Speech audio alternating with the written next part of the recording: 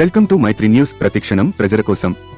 అనకాపల్లి జిల్లా నర్సీపట్నం ఎమ్మెల్యే గణేష్ కు షాక్ల మీద షాక్లు. నియోజకవర్గంలో ఖాళీ అవుతున్న వైసీపీ 12వ వార్డు ఎస్సీ కాలనీలో వైసీపీ నుండి టీడీపీలోకి భారీగా చేరిన యువత, మహిళలు. నర్సీపట్నం మున్సిపాలిటీ 12వ వార్డు నుండి పెద్ద ఎత్తున వైసీపీ ముఖ్యనేత యాదగిరి దాసు ఆధ్వర్యంలో 72 కుటుంబాలు వైసీపీ నుండి తెలుగుదేశం పార్టీలోకి చేరిన అధికార పార్టీ నాయకులు, యువత, మహిళలు.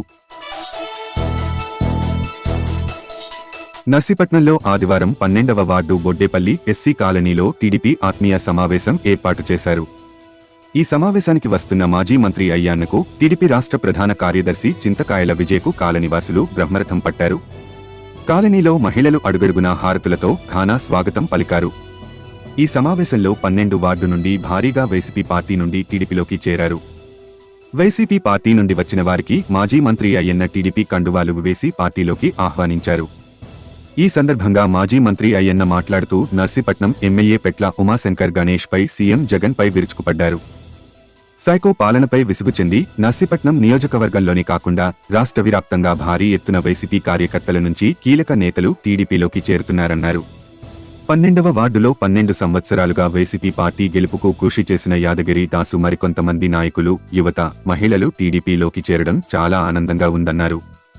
ఈ సైకో జగన్ పాలనలో రాష్ట్రం అభివృద్ధిలో 10 సంవత్సరాల వెనుకబడిపోయిందన్నారు. రాష్ట్ర ప్రజలు ఎన్నో కష్టాలు పడుతున్నారని, రాష్ట్ర భవిష్యత్ కోసం టీడీపీ అధికారంలోకి రావాల్సిన అవసరం ఎంతైనా ఉందన్నారు. ప్రతి ఒక్కరూ సైనికులులా పనిచేసి జగన్ అరాచక పాలనకు చరమగీతం పాడాలన్నారు.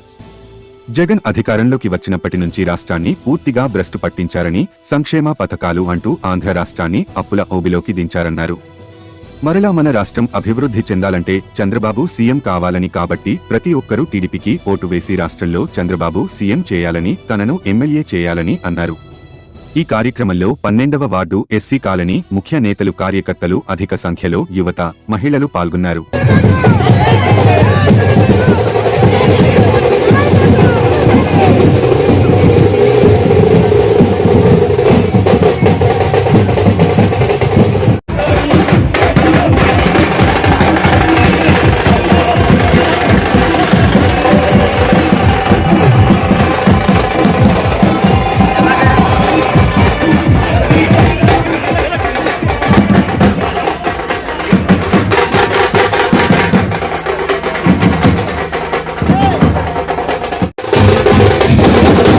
బోడేపల్లి ఏరియాలో 12వ వార్డులో దాస్ గారు ఆధ్వర్యంలోని సుశీలమ్మ గారు అందరూ కలిసి ఒక సభ పెట్టి దాన్ని ఆహ్వానించి, నేను మామూలుగా సభ అనుకున్నాను, ఇవాళ చూస్తే ఎంత ఆనందం ఉందంటే యూత్ అంతమంది కుర్రవాళ్ళు తెలుగుదేశం పార్టీలో జాయిన్ అయ్యి మా సహకారం మీకు ఉంటుంది అయ్యన్న పాత్రుడు గారు అంటే చాలా ఆనందంగా ఉంది.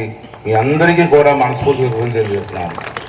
ముందుగా సమాధానం చెప్తాను. ఇప్పుడు దాసు మాట్లాడుతూ ఇవాళ చాలామంది కుర్రవాళ్ళు జాయిన్ అయ్యారండి, వీళ్ళందరినీ కూడా బెదిరించడమో లేదా ఏదో కేసులు పెట్టడమో చూస్తున్నారని చెప్పారు. నిజం, దాంట్లో అనుమానమే లేదు. ఎందుకంటే పరిపాలించేవాడు దొంగ, ఎందుకు కేసులు పెట్టడం? మనం చూసారు, నా మీద 16 కేసులు పెట్టారు. ఏం తప్పు చేశాను నేను? దొంగతనం చేశానా? దోపిడీ చేశానా? ఏం చేశాను? నువ్వు చేసిన తప్పుల్ని ప్రశ్నిస్తున్నాను.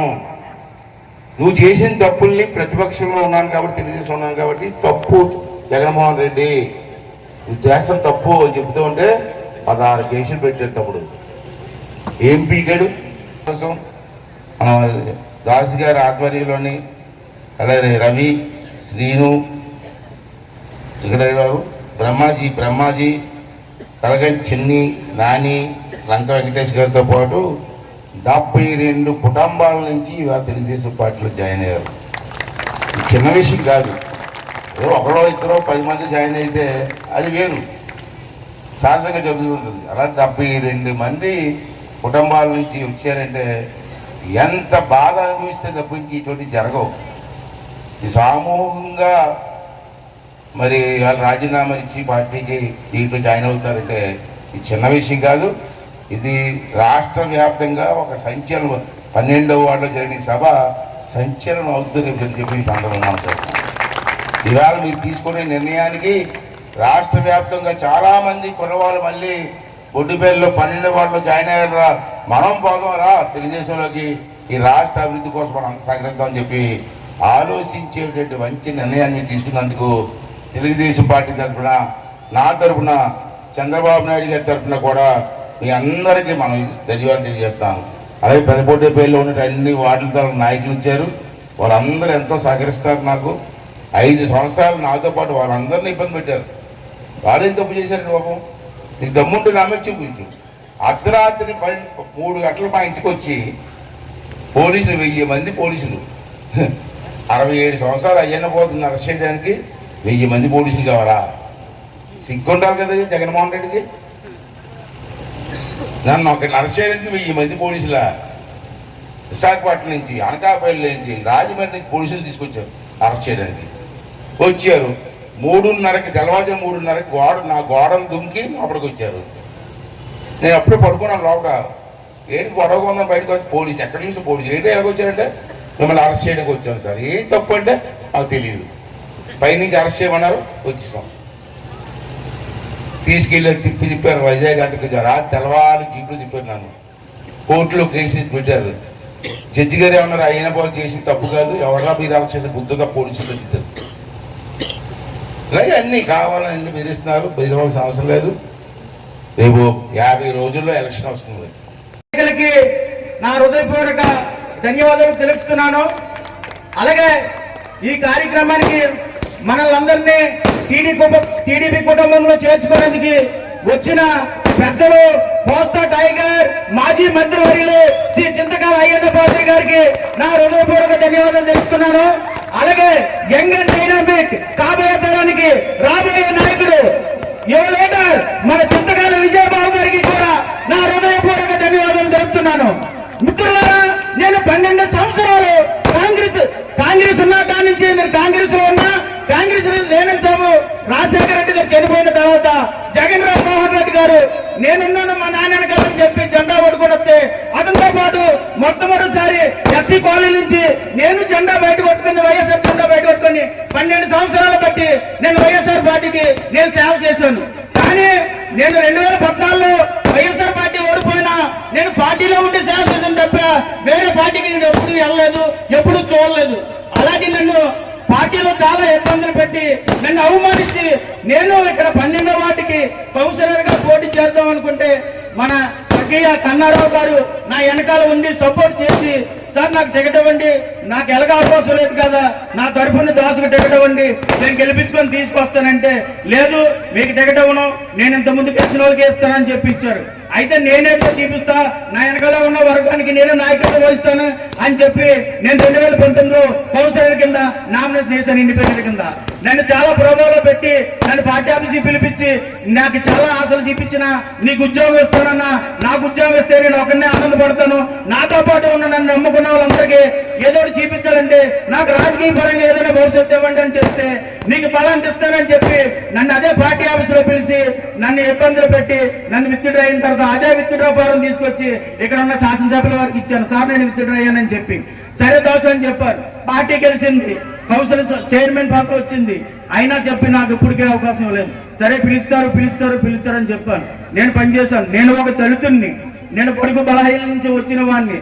నాకు రాజకీయ పరంగా ఏదైనా గుర్తింపు వస్తే నా వెనక ఉన్న జాతికి నేను ఏదో ఒకటి చేయగలనే ఉద్దేశంతో నాకు ఎన్ని ఆపర్చునిటీస్ వచ్చినా, నాకు ఎన్ని ఉద్యోగాల అవకాశాలు వచ్చినా నేను ఎక్కడ వెళ్లకుండా 12వ వార్డు కోసమే చిన్నదైనా పెద్దదైనా, చిన్నతోటైనా పెద్దలతోటైనా మంచిగా మదిలి నేను ఇన్ని రోజులు బట్టి నేను ఈ గ్రౌండ్ వర్క్ చేసుకుంటా నాయకత్వం అయిందని అనుకుంటే నన్ను రాజకీయ పరంగా దళితులకు అవకాశం ఇవ్వకూడదని చెప్పి నన్ను ముఖ్యంగా నన్ను అనగదొక్కాలని చెప్పి ఈ వార్డులో నన్ను అనగదొక్కినారు.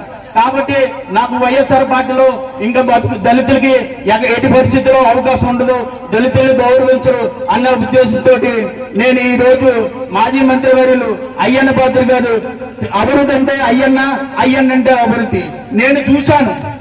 నా ఊహ తెలిసి నేను 3 ఎలక్షన్లు పాల్గొన్నాను. 2009 ఎలక్షన్ చేశాను, 2014 ఎలక్షన్ చేశాను, మొన్న 2019 ఎలక్షన్ చేశాను.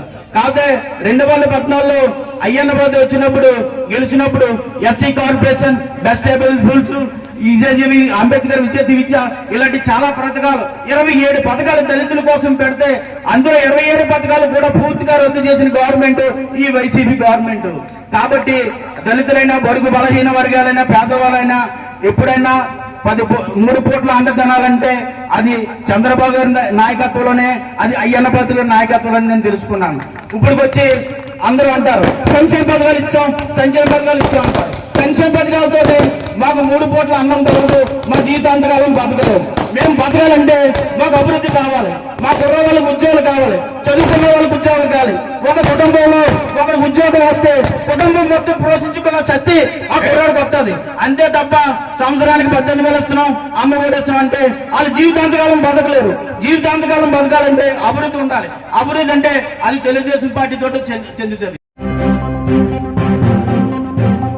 మరిన్ని తాజా వార్తలకు చూస్తూనే ఉండండి మైత్రి న్యూస్.